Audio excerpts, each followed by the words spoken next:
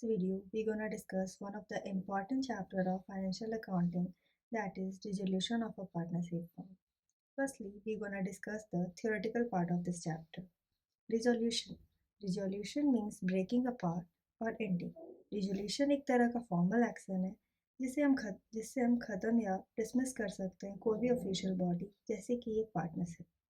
So, अब dissolution of partnership firm. Dissolution of partnership firm का मतलब क्या है? It means पूरी तरह बंद हो जाना बिजनेस फॉर्म का जहाँ सारे पार्टनर्स अपना रिलेशन एंड कर देते हैं फॉर्म से. It means closing of the business of the firm where all the partner sever their relations of the firm. It simply means putting an end to partnership among all the partners. On the dissolution of the firm, the assets of the firms are sold and liabilities are paid off.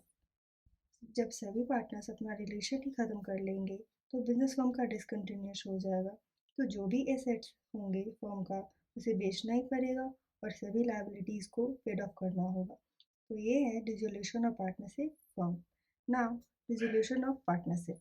Any changes in relation of the partners is called dissolution of partnership.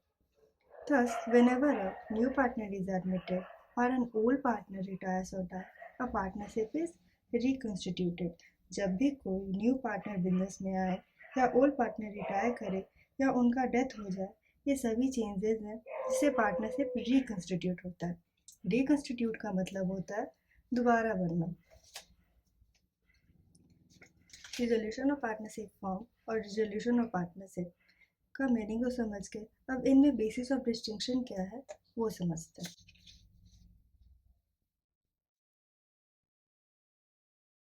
Basis of distinctions of resolution of partnership and resolution of partnership form. Meaning, it refers to a change in the existing agreement between the partners. जो भी existing agreement है उनमें changes आना partners के बीच में. Changes कैसे आएंगे? जब कोई भी न्यू पार्टनर एडमिशन लेंगे, रिटायर करेंगे या डेथ होगा. It's important to know the firm continues its business.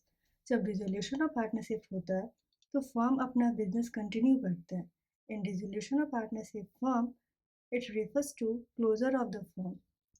Resolution of partnership firm में जो बिजनेस है फर्म का वो पूरी तरीके से बंद हो जाता है.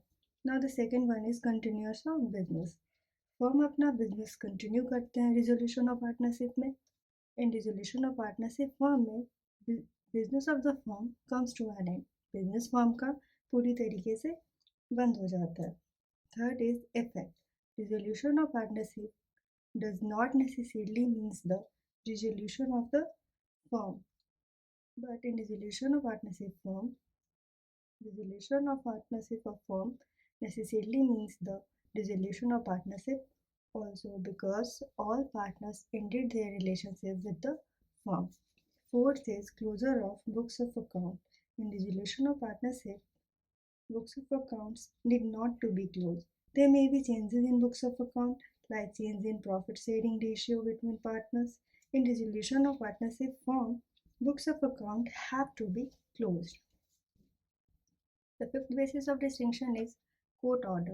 Dissolution of partnership is a process of reconstitution because of the changes in relations of the partner. For that, no intervention of the court is needed here. In dissolution of partnership firm, a firm can be dissolved either without the intervention of the court. जब सभी partner mutual concern से form को बंद करते हैं या कोई agreement होता है जिनसे उनका पार्टनरशिप फॉर्म चल रहा हो, वो जब ख़त्म हो जाता है तो उसमें किसी भी कोर्ट का इंटरवेंशन की ज़रूरत नहीं पड़ती है. या रिजोल्यूशन ऑफ पार्टनरशिप फॉर्म कोई भी फॉर्म कर सकता है ऑर्डर ऑफ कोर्ट के द्वारा भी. Now the sixth basis of distinction is disposal of assets and liabilities. Assets and liabilities are revalued and new balance sheet is drawn. Assets are realized and liabilities are paid off. जब सभी business बंद हो जाते हैं partnership firm के तो जो भी उनके एसेट्स होते हैं उन्हें बेच दिया जाता है और जो भी लायबिलिटीज़ होते हैं उन्हें पेड ऑफ कर दिया जाता है. ये कुछ बेसिस ऑफ डिस्टिंक्शन है डिसोल्यूशन ऑफ पार्टनरशिप के और डिसोल्यूशन ऑफ पार्टनरशिप फर्म के बीच जो कि बहुत ही ज़्यादा इम्पोर्टेंट है.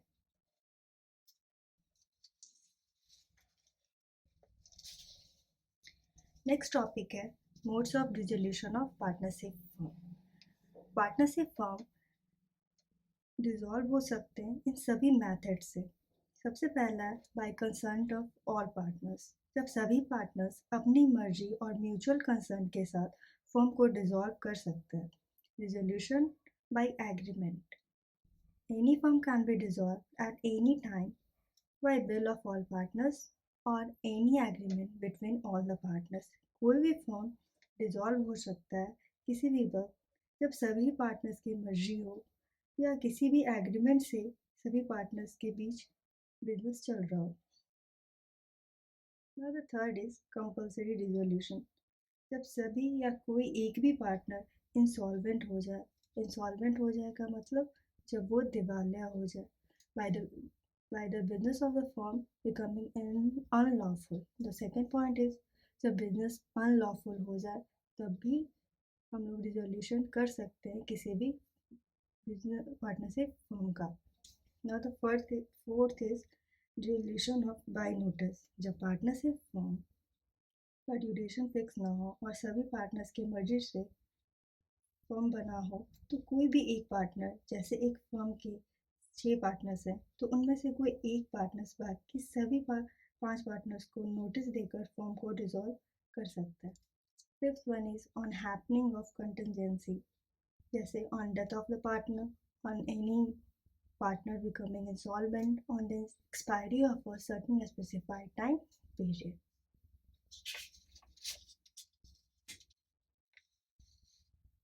Sixth point है resolution by the court। Modes of resolution of partnership firm में कुछ ऐसे हैं जो विदाउट इंटरवेंशन ऑफ कोर्ट से चल सकते हैं और कुछ ऐसे हैं जिन्हें रिजोल्यूशन हम लोग कोर्ट के द्वारा भी करवा सकते हैं। द कोर्ट में on an application by a partner order the dissolution of the partnership firm under the following circumstances।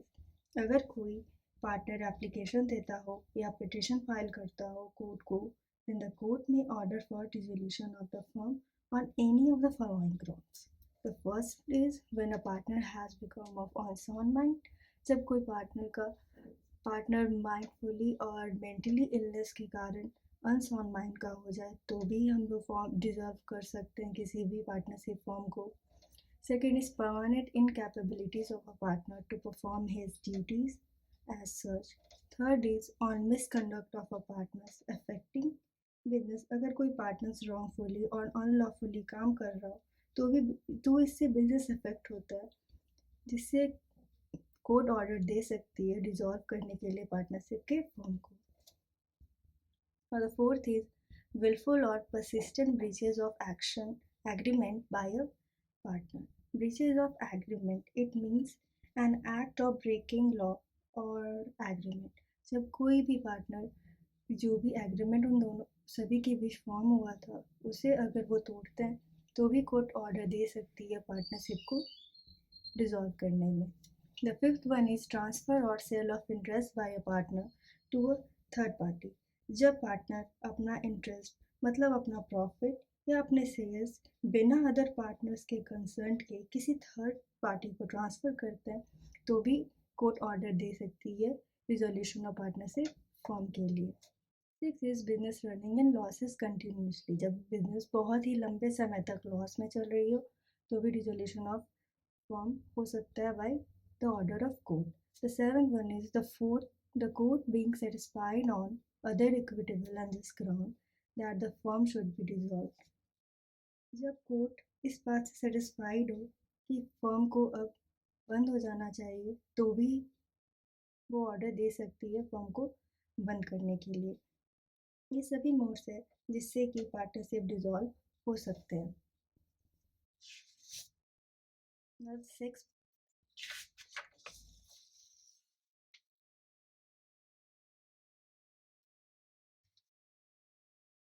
Next topic है settlement of accounts on dissolution. Section 48 of the partnership act specify the modes of settlement of account on the dissolution of partnership।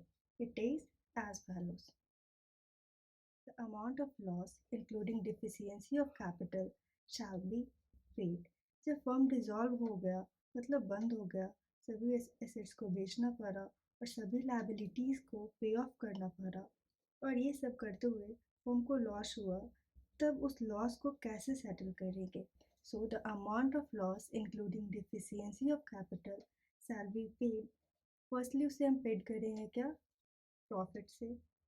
अगर firm के पास कोई पुराना profit है तो पहले उससे पे करेंगे। Next, out of capital.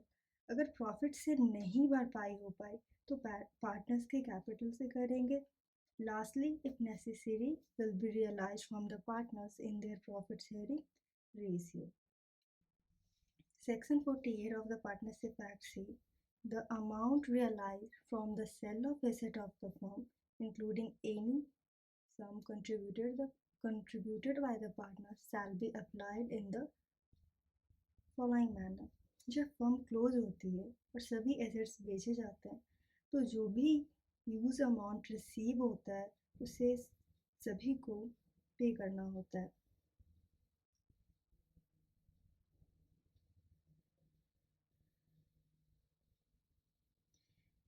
Section 48 of the Partnership Act say the amount realized from the sale of asset of the firm, including any sum contributed by the partners, shall be applied in the following manner. जब firm close होती है और सभी assets बेचे जाते हैं तो जो भी उससे अमाउंट रिसीव होता है उससे सभी को पे करना होता है, जिसका एक ऑर्डर है तो सेक्शन 48 ऑफ पार्टनरशिप एक्ट हमें बताती है। सबसे पहले, फर्स्ट ऑफ ऑल, आउटसाइड डेब्ट of the firm will be paid. जो भी आउटसाइडर्स होंगे उन्हें पे करना होगा। Second, the loan advance bye partners will be paid. Third, out of remaining amount, the balance of partners' capital account will be returned. The residue, if any, shall be divided among the partners in proportion in which they are entitled to share profits. For example, इन सभी points को एक example से समझते हैं। जैसे कि एक assets है एक पूरे कंपनी का, ये सोल्ड करने में उसे रिसीव हुआ 10 लाख रुपीज़। तो ये जो 10 लाख रुपीज़ है इससे सबसे पहले हमें पे करना होगा फर्म के रियलाइजेशन एक्सपेंसेस का। सबसे पहले उसके रियलाइजेशन एक्सपेंसेस को हम पे करेंगे। जब रियलाइजेशन एक्सपेंसेस को पे करने के बाद आउटसाइड लायबिलिटीज़ को पे करेंगे जो कि सिक्योर्ड होगा। उसके बाद हम पे करेंगे आउटसाइड लायबिलिटीज़ जो भी अनसिक्योर्ड होंगे। फिर उसके बाद अगर पार्टनर्स का कोई लोन होगा तो फिर हम उसे पे करेंगे। फिर उसके बाद जो भी पार्टनर्स को कैपिटल को ट्रांसफ़र करेंगे। ये सब करने के बाद अगर कोई भी अमाउंट बच गया, वैसे तो इस प्रोसेस में कोई भी अमाउंट नहीं बचते हैं, लेकिन अगर वो बच जाते हैं तो वो सारे प्रॉफिट्स को या जो भी अमाउंट रेसिड्यू है उन्हें पार्टनर्स के प्रॉफिट शेयरिंग रेशियो में डिस्ट्रीब्यूट कर दिया जाता है।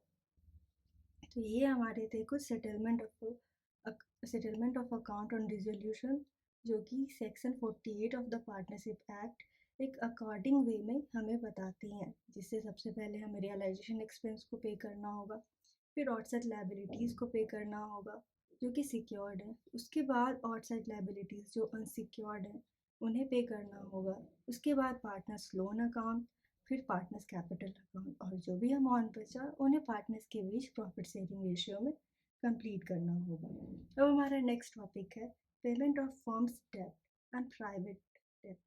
Section 49 of the partnership act हमें बताती है कि पेमेंट ऑफ फर्म्स डेब्ट क्या है और प्राइवेट डेब्ट क्या है। तो फर्म्स डेब्ट विच द फर्म ओज to outsiders are called firms डेब्ट।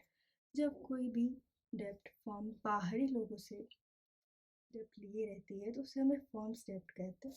और प्राइवेट डेब्ट्स विच अ पार्टनर्स ओज इन हिज पर्सनल कैपेसिटी। और जब एक पार्टनर्स अपने पर्सनल कैपेसिटी में डेब्ट रखती है तो उसे हम लोग कहते हैं प्राइवेट डेब्ट। Thank you for watching this video. Please do like, share and subscribe. Thank you.